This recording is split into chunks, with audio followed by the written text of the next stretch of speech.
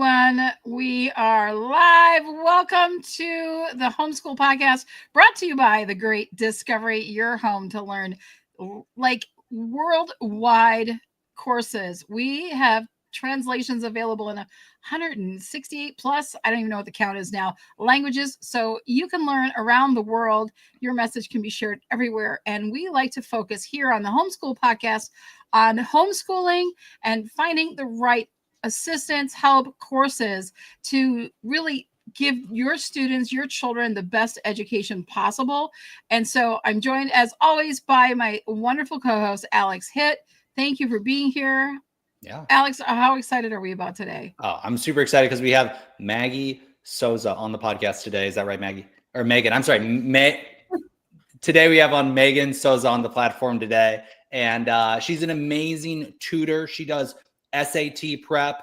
She also does a lot of tutoring in math and science. She has a really, really robust tutoring program and a great resource for homeschoolers. So we're super excited to interview you today. Maggie, how are you doing today? Meagan. You'll get it, Alex. That's fine. I need a little tutoring on the. I was going to say, can we get some practice? Well, the reason I keep saying Maggie is because she was introduced by one of our previous guests, Maggie Van Galen, who's an amazing children's book author, and she introduced us to Meagan, who's an amazing tutor. So, Meagan, please go ahead and tell us a little bit about yourself. Thank you. I am the founder and CEO of Parker River Tutoring. I've been tutoring for over 25 years, and I started in earnest with my business back in 2010. And we strive to get students to their next best, whatever that might be. So whether that's a student who is looking to build foundational skills, or they're looking to kind of find their way through high school and just pass high school, we work with kids like that too. And we work with a lot of students who are looking to get their best scores on some standardized tests. Yep. And you have an awesome website that we're going to bring up here and highlight.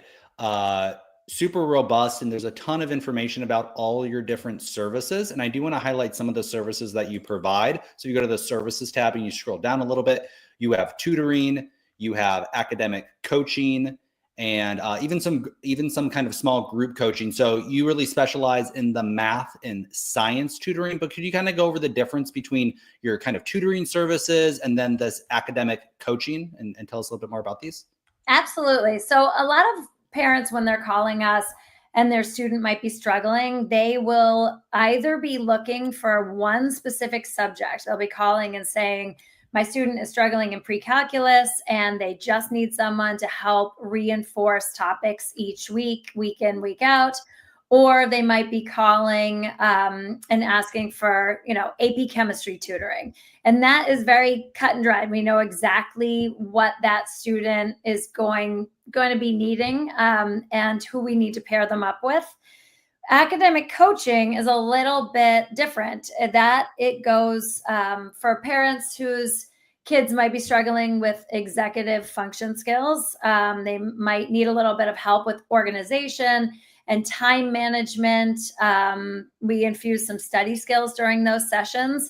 But our academic coaching clients tend to start out where we're looking at like the overall amount of work that the student has for the week. And we are figuring out a way to get them through the week and strategize with effective study skills and organization techniques so that they are really maximizing their study time. And usually at the end of an academic coaching session, we are zeroing in on specific subjects. And that's when we're really infusing the study skills with like a boots on the ground approach, just because different subjects are going to require different methods for studying effectively. Yeah. Well, tell us a little bit about you, Meagan. You're a tutor now, and I'm sure you have a you started this business. Will you tell us a little bit kind of why you started it and what you were doing a little bit before, and then all the different things that. Yeah, go ahead. So I started out where I had, when I first started tutoring, I was just in college and I would do a little bit of tutoring on the side. I got my degree from Columbia University in mechanical engineering. So I always worked in like out of school settings doing tutoring or working with high school kids. I was the head RA for the Columbia University High School Summer Program for 4 years, and I loved working with students.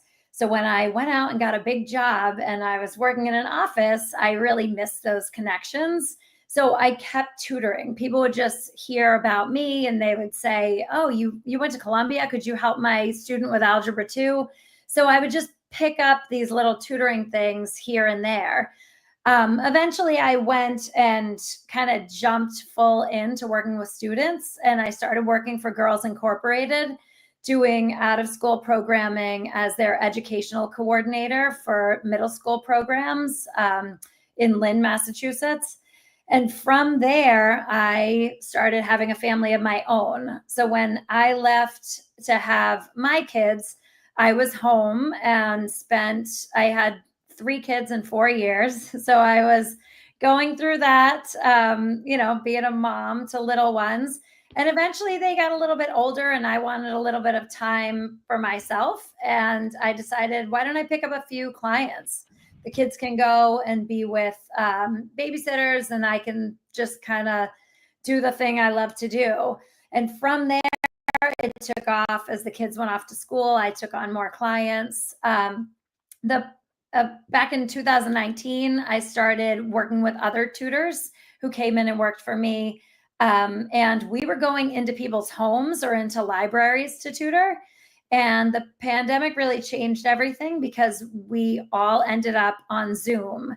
And slowly we realized that we would much rather be right in the room with our students working one-to-one. So as soon as we could get back to it, we jumped in, opened up a space where we see our tutors coming in, our clients coming in. We still have an online component because there are a lot of students who love to be able to come home from a long day and pull up the screen and meet with their tutor. But we are right now a team of 10 tutors, and that usually expands to about 15 during the busiest months of the year. 5 of my tutors are on Zoom and 5 are in person. And that's it. Yeah. Well, I think something that's also really interesting about your services is the group coaching program. So I wanted to bring those up. And if you could tell us a little bit about those. I know, like when I was getting tutored way back when on my SAT prep, it was a lot of pressure and I really didn't like it. So if I could have kind of gotten that additional tutoring through a group setting, I think I would have enjoyed that more. So can you tell us about, we'll kind of go through these different ones. You have a couple of different options here for people. Yes. So when we do group tutoring, it is exactly for students like you. So the students who they don't want to be put on the spot and do things one-to-one, but they want a little bit of like coaching and encouragement. This can also pair really well with students who are coming and doing one-to-one tutoring, either in person or online, but they want to have another check-in and be able to to work with a tutor, but to be able to sit in the classroom, kind of stake out their own space and raise their hand when they need a little bit of help on something, get some direction on how they might be studying for something or how to approach one of their homework assignments. And we tend to kick off a group Academic Accelerate with a 5-minute mini lesson on something that helps them with study skills or organization or time management. And then we ask the kids to try to use that skill at some point during the week. And then we check back in with them the following week. So the group Academic Accelerate it's great because it helps students to kind of sit together. They can talk about their own successes. They can talk about what might not be working for them. And then they are able to get a little bit of group support and peer support. So we love that about it. I love that. Well, you can just schedule the time online here. So it seems pretty simple. Just, they can just go onto the website, schedule a time and be plugged right into that Academic Accelerate program. Is that right? Yes. Right now, the Academic Accelerate is kind of winding down from an 8-week group, and then it will be coming back in as more of a drop-in. So that will transition right after the holidays, Love or it. actually And- right after Thanksgiving. And we'll put the link to our website and all the different programs in here, and just think it's so awesome. You know, the reason we started this podcast is because we want to be a resource for parents and for children to be able to provide them really high quality education, you know, wherever they are in the world, and, you know, whatever language they speak and whatever they're looking to learn, whatever skill level they're at. SAT. I mean, some people, I grew up in the Midwest, so we actually didn't take SAT. We took the ACT. So tell us a little bit more. The SAT, you know, some parents, maybe they didn't take it, and this idea of like prepping for it, is that necessary, or why, you know, why is this SAT so important, and why should they, you know, really consider this for their children? So the SAT is given mostly like, I would say like on the coasts, and then the center of the country tends to do more of the ACT. So it doesn't matter which one you pick. I happen to be up in Massachusetts, so we kind of do more of our group sessions around SAT, and we do one-to-one for ACT. The students often just do better on these kinds of tests when they've seen them, when they've had practice with them. A lot of students, when they first take like practice SAT or ACT, they don't show their best results like out of the gate. And it's usually because they're looking at these things and their immediate reaction is, I don't know what this is. Like, I've never seen anything like it. So for some of my homeschoolers or kids who aren't taking like state standardized tests, coming in and doing our SAT program is really helpful for them, because we just break down the test and we help them understand what are these questions asking. And we try to help them build the bridge to what they know and what the question is asking, and to take that leap of faith that they'll be able to kind of walk through the question and get to the answer in the end. The test, there was, you know, a big pendulum swing to one side, like around the pandemic, where people weren't taking SATs and ACTs, and they were, you know, test optional was becoming a thing that a lot of schools, some schools had really figured out how to make their admissions process test optional, and other schools got thrown into it because of the pandemic. There's definitely been a backlash to that. We're seeing the pendulum swing very quickly back in the other direction. I think that while the SAT and ACT isn't the only thing about a student, it really can help students figure out where they might find the best fit academically for schools. And it also helps colleges get an understanding of where the student might be, and if it's going to be a good fit for them to come to their particular school. We also saw a huge shift toward placement exams being given at college as soon as students arrived. And if students weren't used to that, it wasn't great. So by doing these standardized test classes and just getting used to them, we just build confidence in students to be able to take practice tests, to pick apart questions, to understand them better.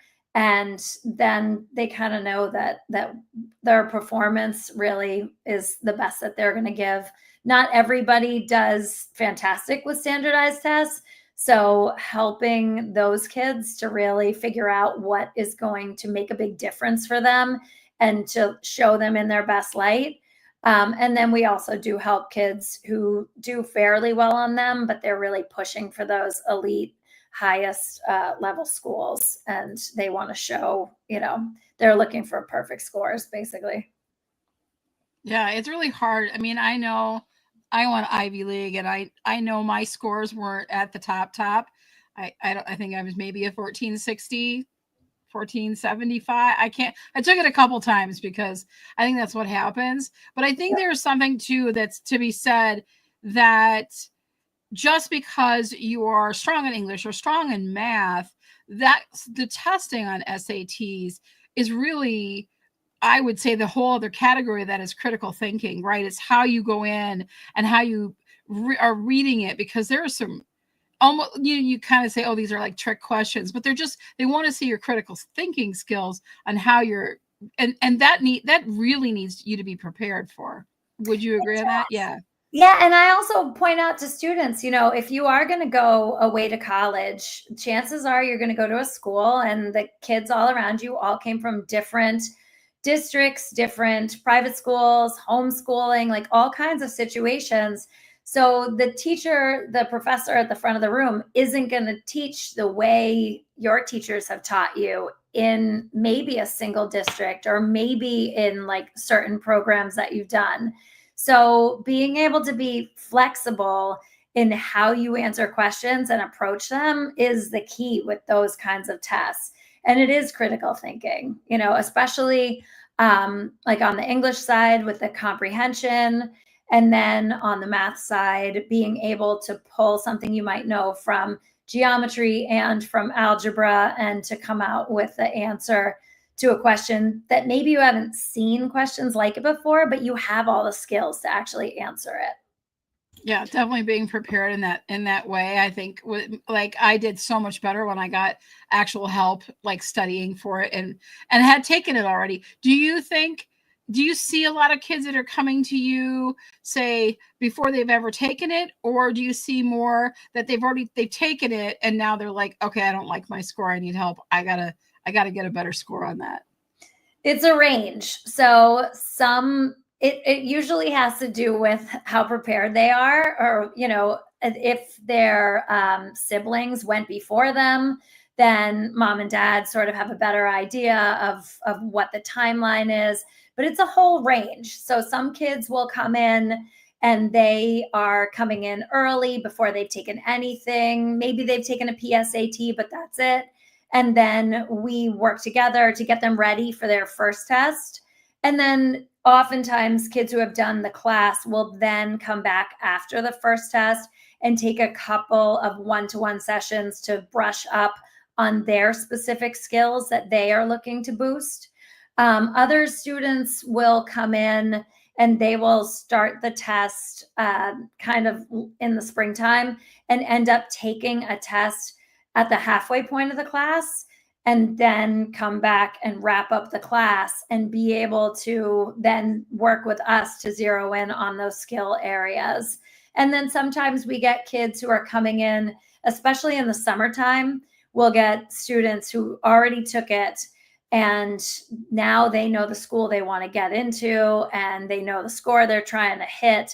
So then they work with us in the summer and they take either the August or the October test to get their like highest and best last school score before applying to schools. Yeah, and you specialize with children, from 6th grade to 12th grade. And yes, you do make some exceptions for kids a little bit older or a little bit younger, and people who are in college, maybe a little bit help there.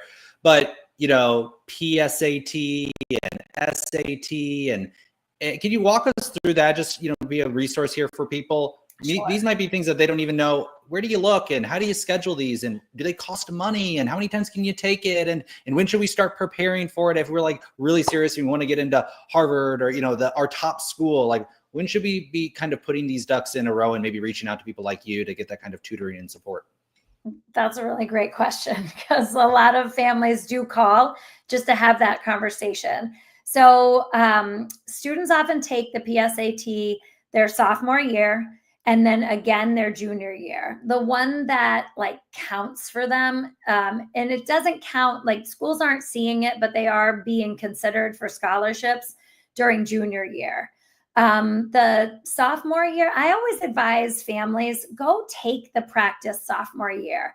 Don't worry about, trying to get your absolute best score in like during that PSAT. Take it as a practice, see how it goes. And then I also have families look at their schedules for, do we have certain clubs or sports at different times of year that are going to affect your availability. So anytime after the sophomore year, up until after junior year, I can get families calling and looking to figure out when they should be getting everything in terms of the preparation done, the registration for tests. The test does cost money. I did have my own children go through it, and I don't exactly remember. I think that, all the registration information is available on the College Board website, and they will put out the tests. Like, they'll put out the dates for the tests sometime in the summer for the year ahead. I will tell families who call, nice and early, if you ever want to take the August test, you need to be on there signing up the day it's released. And that's tricky because you don't know when it's released. It's sometime like in June, or basically sometime in June. And I have families continuously checking in to figure out if they can sign up. That tends to be the time that a lot of seniors want to take that last test, which is why it fills up. And in the Northeast, we have kids going back to school at the very end of August. So not a lot of schools want to open up to do the SAT. So I have had kids fly across the country to go take it somewhere else. But the typical timeline is a student takes the PSAT in October of junior year, and then they reach out to someone like me or any other testing programs, and they sign up to start preparing. And we work with students sometimes from November through March to get ready for the March test. We also work with students in our programs, which those run from the end of January until the beginning of March. And then we run a second program that runs from the end of March until just before the May test. And then we also do summer prep. So for families who have really active winter and spring sport kids, I tell them, you are probably looking at doing one-to-one tutoring if you're coming to me, just because we don't have a lot of options outside of the winter and spring testing time. But also, summer is a good time. If your student has already taken Algebra 2, you could take a prep class and be ready and even take the whole SAT early. The math section goes up to Algebra 2 and has some pre-calculus concepts in it. But generally, as long as a student has finished Algebra 2, they tend to be in pretty good shape. So some of my juniors who are taking Algebra 2 junior year, I definitely advise them to really don't take the SAT until May or June of junior year, and then consider taking the prep class in the summertime and take the test in the fall for the last time. So there's a wide range of when they can do it. It's just for families. I tried to have them looking at their schedules because, believe it or not, I've had kids sign up for certain classes to get them ready for like the August test or the October test. And then their own schedules, they figure out, I'm not even going to be here. Like, I have a wedding and I have something else and I'm not around. And then they'll switch and do the ACT. So you really just want to take a look at what the College Board is offering for dates, figure out your best dates, and then backtrack it from there. I would say backtrack about 3 months out to start your focus on preparing for the tests. Yeah, really, really helpful information. Thank you so much for sharing that. I wanted to ask too, this is the homeschooling podcast. We kind of highlight the homeschooling side of things and really like to be a resource for those people. Is there anything you notice about working with homeschoolers or homeschooling children that, maybe they should be aware of going into SAT? Like you said, it's kind of unfamiliar. They're maybe not, into the standardized testing as much as maybe you take in normal schools. So are there anything that you notice or some maybe specific recommendations for the homeschoolers? I would say for homeschooling families, the kids who have had the most success with me are the students who come in and they'll do a class and they start to get like a real feel through practice tests. My homeschoolers tend to do more of the practice tests than some of my other students who are coming. And that is just because they're not as used to it. And the more practice questions anyone can get in, the better they're going to do. The homeschoolers that we've worked with on the ACT as well, they have sort of figured out exactly the types of classes that they want to make sure they've completed before they start their preparation. But for homeschoolers, you just want to make sure to get in as many practice questions as possible, which is slightly different from students who might be enrolled in like a program where we're sort of filling in gaps in their learning. Yeah, I have a question. This sounds silly because it's been a long time since I've taken an SAT like test at all. But I always remember running out of time. Is that still a thing? That for some kids, like every student's different, and time management on the test is a huge part of the test. So when we are working with students, homeschoolers or kids who are going through different districts, we are focused on figuring out where are they timing wise, because we want to build confidence and make them feel good, like they know what they're doing out of the gate. So we don't want them to panic. We want to like assess them a little bit from afar and get a sense of how they're doing. So when they're managing the time on the test, we are pushing them to get through the questions that you understand and you can get them quickly, and skip over the ones that might take a little bit longer. And then anything you look at that you just know you have no idea what to do, that's like a bonus on the time. You're going to take that time and put it somewhere else. So we try to help students figure out like how they're doing on time, how we're going to best manage their time.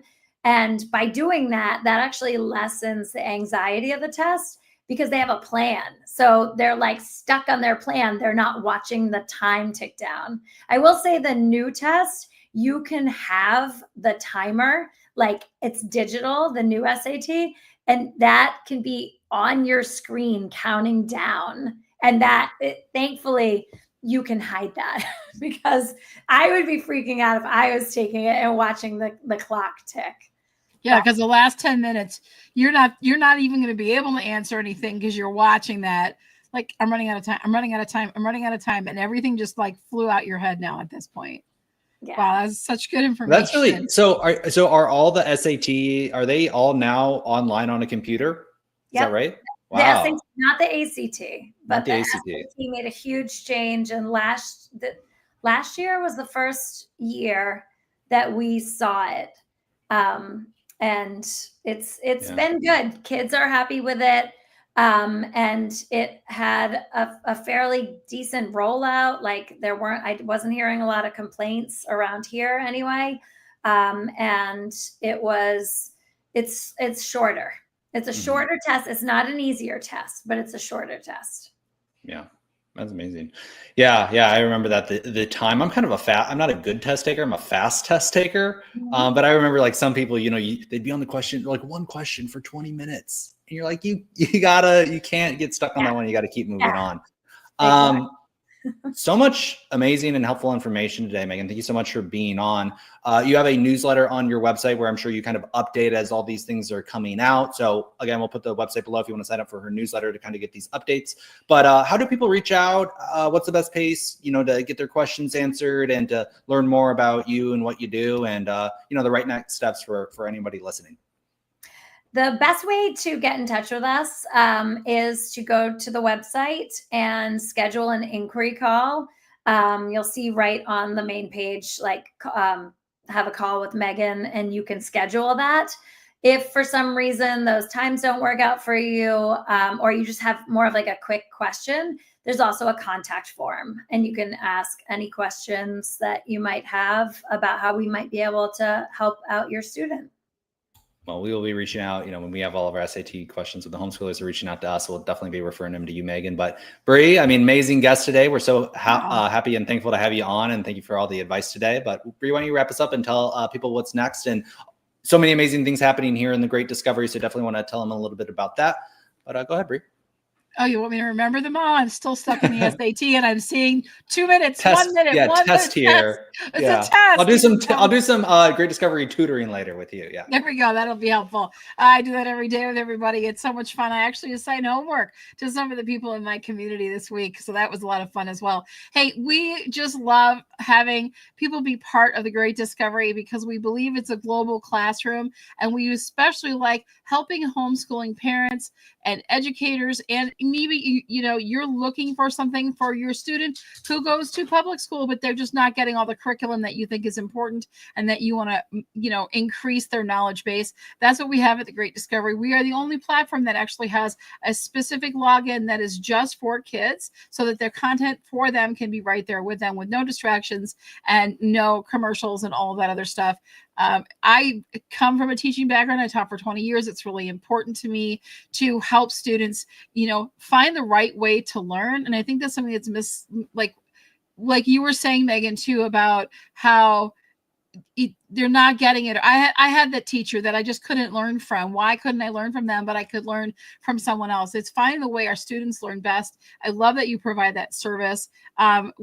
We would love to have everyone join us over on the Great Discovery. Right now, we have a whole bunch of specials going on. So we'd love to have you just learn a little bit more about it. We have an introduction call. I host a call every Monday, Wednesdays, and Fridays, which I can put the link in the chat for. And we also have a lot of other events that are going on all the time. We'd love for you to learn a little bit more about the Great Discovery and help your homeschooling kids on their journey. Thanks for joining us today. Meagan, a special thank you to you for being part of it today. Wow, I learned so much and I love what you are doing.